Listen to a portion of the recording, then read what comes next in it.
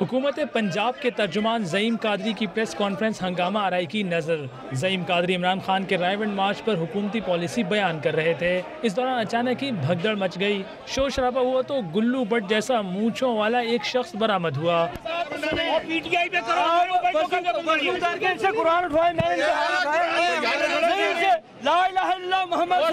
مت والوں نے بھی آؤ دیکھا نہ تاؤ، بس شروع ہو گئی دے مار 4:30۔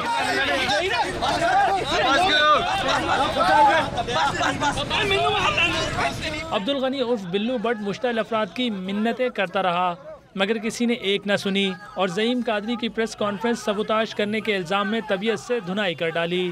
لاتوں اور مکوں سے تواضع ہوئی تو بلو بٹ ہاتھ پیر جوڑتا رہا مگر جان نثار فورس کے اہلکار تشدد کا نشانہ بناتے رہے۔